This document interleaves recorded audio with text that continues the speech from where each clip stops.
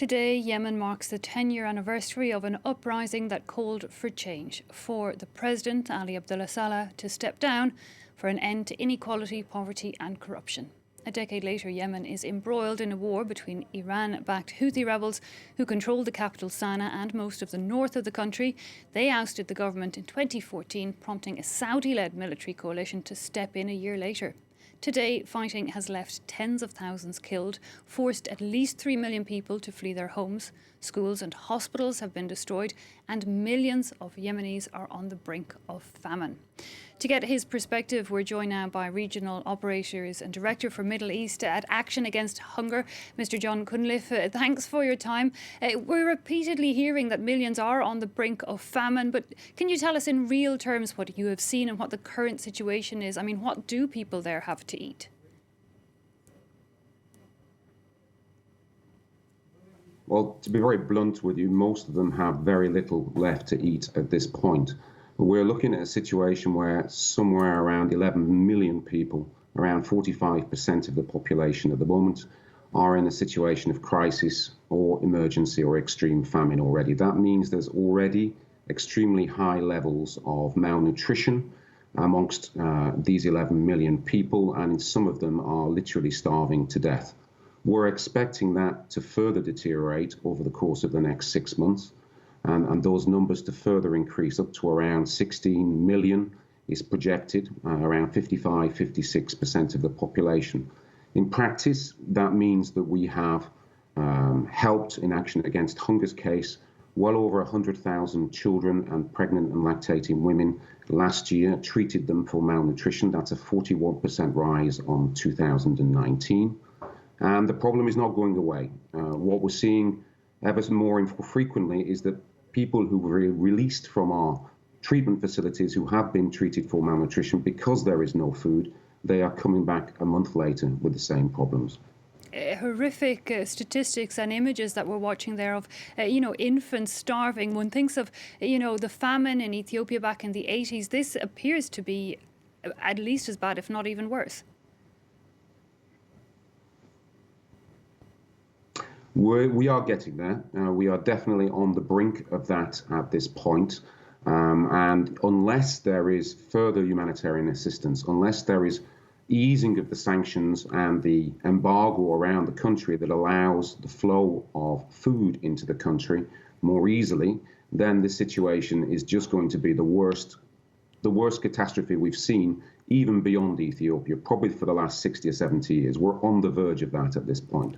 Let's talk a bit more about those sanctions that we saw, sanctions on the Houthi rebels who control a large part of the north of the country, which I believe is where the majority of the population lives. That hampers NGOs who I imagine you need to work with these Houthi rebels to get food to the people. How has cooperation with them worked out? How do these sanctions hamper your work?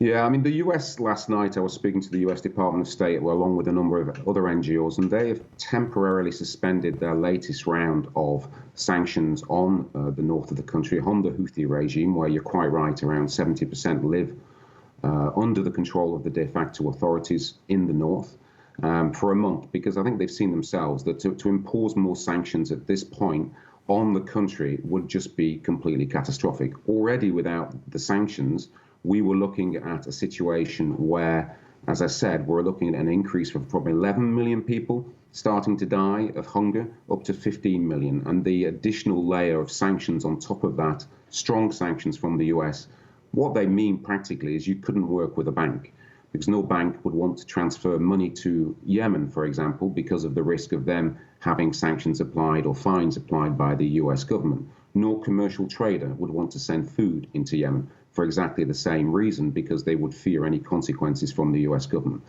There's a slight reprieve now for the next 30 days whilst the new incoming Secretary of State reviews the situation, but it's still an absolutely critical situation for the people on the ground. Regardless, this was just an additional layer.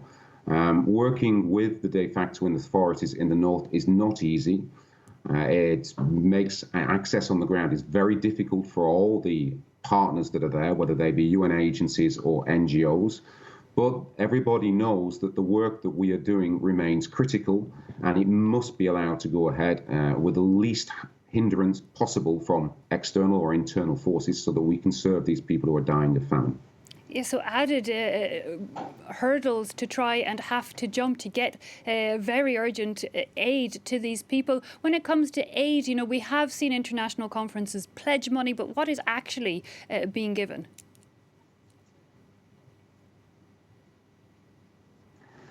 Yeah, I mean, last year's conference happened very late because of COVID, and we received around $1 billion in total for humanitarian assistance for Yemen. That's about half of what was required. And the main issue there was the Middle Eastern countries not paying up their share. The European countries generally, what they pledged, whether it be a small amount, in the case of France, for example, or a larger amount in the case of the UK and Germany, they've more or less met those obligations. But such is the size of the problem in Yemen that most of the money was coming from the Middle Eastern countries, and they failed to cough up appropriately the numbers and money that is needed. That means that we've not been able to stop the deterioration of the situation for the Yemeni people in 2020, and it looks as though it's going to be exactly the same in 2021, as it's not only the fact that we need the same amount of money, every year we need more money as more infrastructure, as you mentioned before, is being destroyed, access is more limited, prices are increasing, and the situation is becoming increasingly difficult all the time. So more money required at a time when less money is arriving.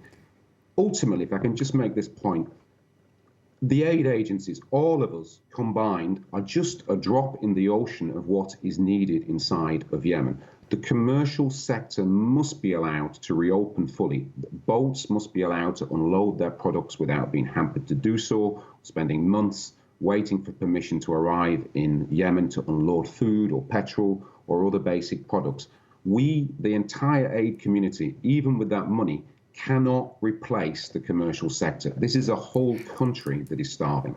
And very, very briefly, Mr. Cunliffe, we haven't even discussed it, but in terms of COVID, what's the situation in Yemen?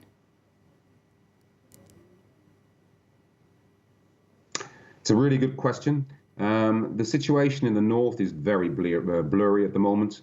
There's not been a lot of official acknowledgement that there has been a crisis of COVID. There has been a significant number of people who died compared to the caseload.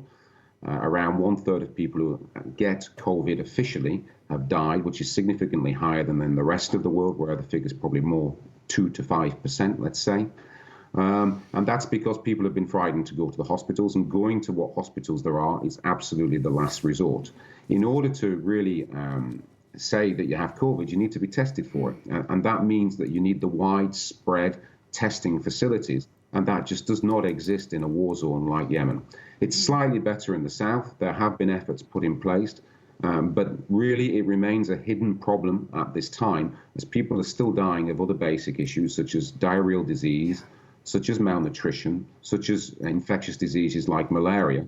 And so this is just something that Yemen has not been able to cope with in a way to manage it and understand the problem properly.